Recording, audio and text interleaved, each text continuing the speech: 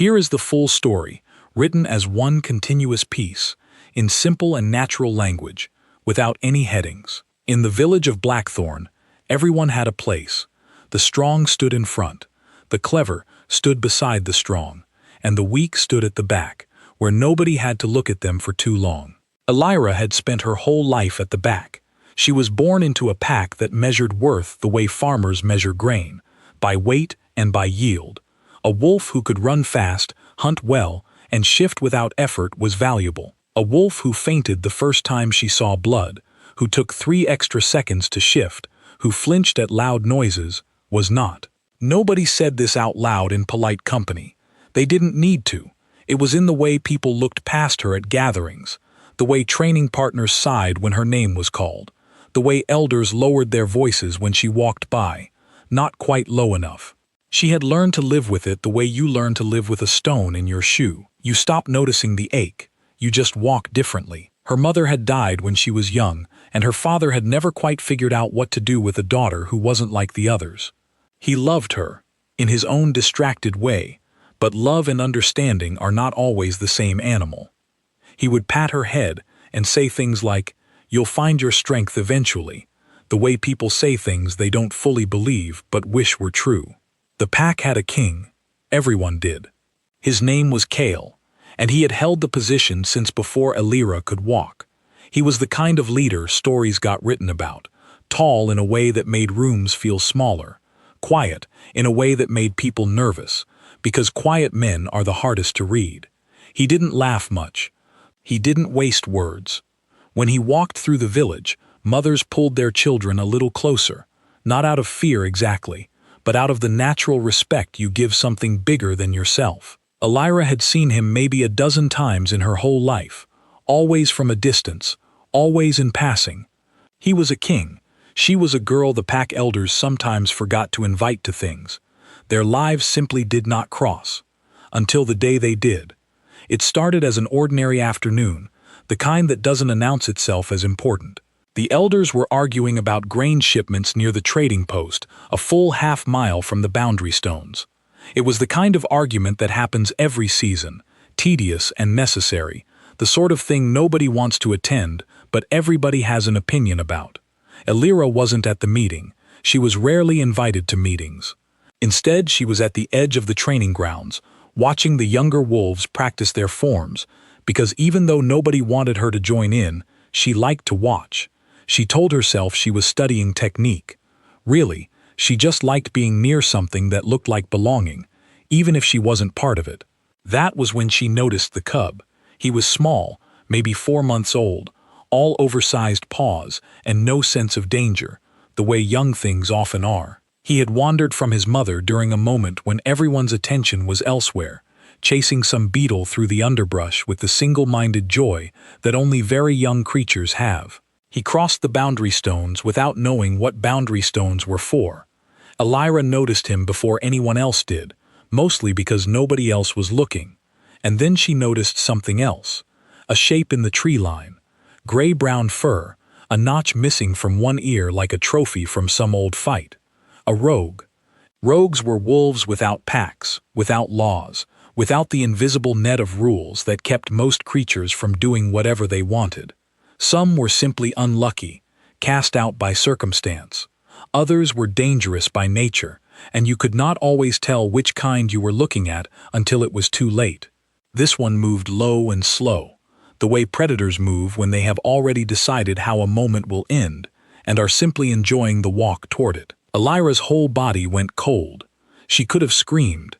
That would have been the sensible thing, the expected thing, the thing a smarter and braver person might have thought to do first.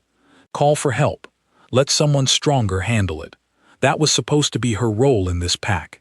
After all, the one who steps back and lets someone else step forward. But the cub's ears had gone flat. His small body had gone still, in that particular way prey goes still, the stillness of something that already senses it is being hunted. And something in Elira, something she didn't have a name for and had never met before, simply refused to let that be the last thing that happened to him. She didn't remember deciding to move. She just found herself walking, then running, putting her body between the cub and the rogue, before her mind had finished catching up with her legs. "Bad trade," she said, and her voice came out steadier than she expected, steady enough to surprise her. "One scrawny cub, for one very annoyed girl who is about to ruin your whole day. Terrible math, honestly. You should really rethink this." The rogue did not understand her words, of course. Wolves like that understand posture, understand smell, understand the subtle signals that separate prey from threat. And Alira's posture, despite every fiber of her screaming to run, said something her mind had not agreed to. It said, "Try me." So the rogue did. What happened next did not feel like the stories. There was no music swelling, no perfect slow-motion moment where the underdog discovers hidden power. There was only noise and pain and the specific ugly reality of a smaller body meeting a larger one. The rogue's shoulder slammed into her ribs and knocked the air clean out of her lungs. The world tipped sideways. She felt her arm come up on instinct, not out of training, because she'd never learned to fight properly, but out of something older than training, the same thing that makes a mother bird dive at something 10 times her size. She never learned to shift under pressure. That was another one of the things the pack liked to whisper about her, another mark against her, another reason the elders shook their heads. So she fought as she was, human-shaped and furious, throwing her arm up just in time to keep teeth from finding her throat, feeling them graze her skin instead, close enough to know exactly how close it had been. She was not strong, she was not trained. What she had, in that moment, was simply refusal.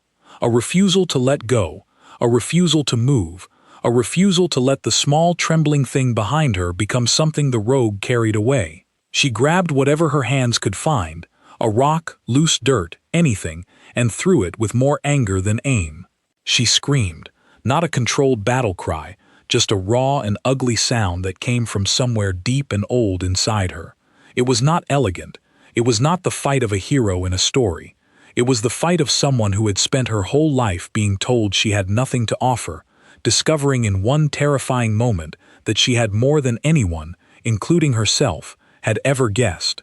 The rogue broke off first, not because Alira had won in any traditional sense, but because rogues make calculations the way all predators do, and a bleeding eye and an opponent who refuses to go down are rarely worth the trouble of a half-grown cub. It slipped back into the tree line the way it had come, as if it had never been there at all, leaving behind only the sound of retreating brush and the ringing silence that follows violence. Alira sat down hard in the dirt, because her legs had simply stopped being willing to hold her up. Her arm was doing something she did not want to look at directly yet. Her ribs ached in a way that told her tomorrow would be worse than today. The cub climbed straight into her lap and pressed himself against her, small and shaking, and did not move for a long while. Neither did she. She sat there in the dirt holding a stranger's child, catching her breath, feeling something bright and strange rise up inside her that took her a moment to recognize as anger. Not fear. Fear would have made more sense. But fury came to her more naturally than fear ever had, clean and familiar, like an old coat she hadn't realized still fit. What she did not know, and would not learn until later, was that she had not been alone in that clearing the whole time. Kale had been on the ridge above the training grounds since before the cub crossed the boundary stones. He always knew when something crossed into his territory, the way a person always feels a held breath in their own chest. He had smelled the rogue on the wind before it even fully arrived, and every instinct in him, every ounce of the wolf that lived under his skin, had screamed at him to move, to close the distance, to end the threat before it became a threat at all. He hadn't moved. His betas would later say he could have finished it in a single motion, and they would be right. That was not the part that mattered to him.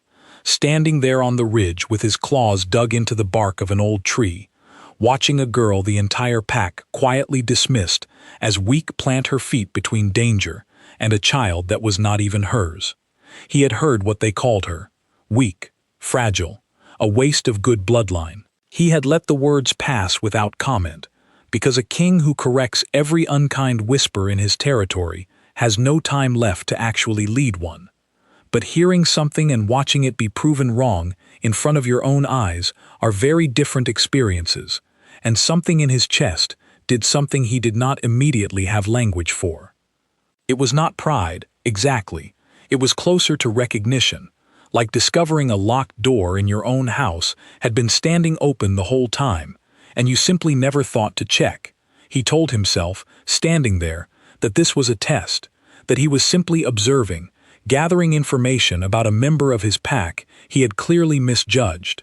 He told himself several other things too, each one slightly less convincing than the last, because the truth, which he was not ready to admit even to himself, was simpler and more uncomfortable. He had wanted to see what she would do, and some small unspoken part of him had wanted her to prove everyone wrong.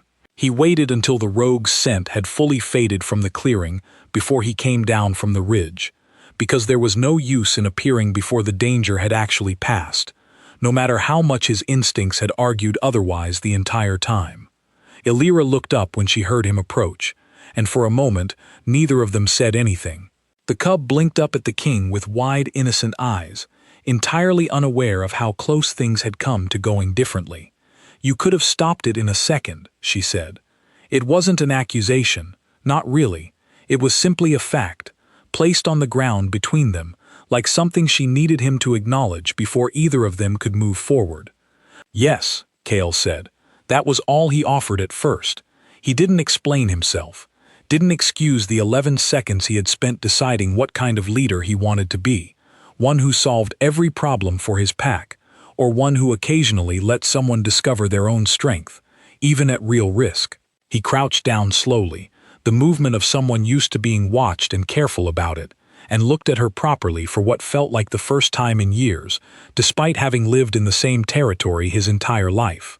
Elira didn't ask him to explain further. She was too tired, and something in her simply didn't need the explanation the way she might have expected to.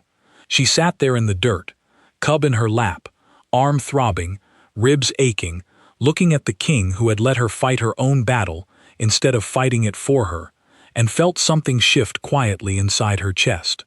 Word of what happened spread through Blackthorn faster than any grain shipment argument ever could. By evening, the story had already changed shape 3 or 4 times, the way stories do when they pass through enough mouths. Some said she had fought the rogue off with her bare hands and no fear at all. Others said the king himself had stepped in at the last second to save her. The truth, as it usually does, sat somewhere quieter and less dramatic than either version. But it did not matter much what people said. What mattered was that for the first time in her life, people were saying her name at all, and not in the careful, dismissive tone they usually used. Her father heard the story secondhand, from a neighbor who told it with wide eyes and exaggerated hands, and when he found her later that evening, sitting alone by the edge of the village with her arm freshly wrapped, he didn't know quite what to say.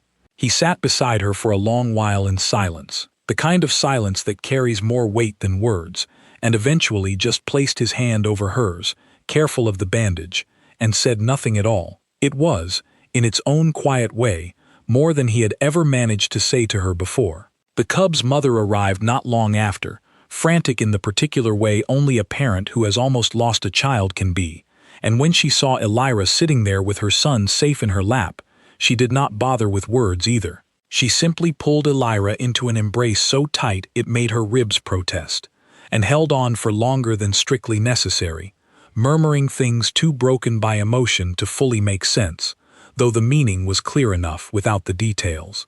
For the pack, the story became something they told for months afterward, softened and reshaped a little more each time, the way all good stories eventually are. But for Elira, the important part was not the story other people told. It was the quiet, private truth she now carried with her, the knowledge that when the moment came, when it actually mattered, she had not run. She had not frozen. She had done the one thing nobody, including herself, had ever expected of her. As for Cale, he did not speak of what he had seen from the ridge, not directly, not in the way that would satisfy the curiosity of his betas or the whispers of the elders.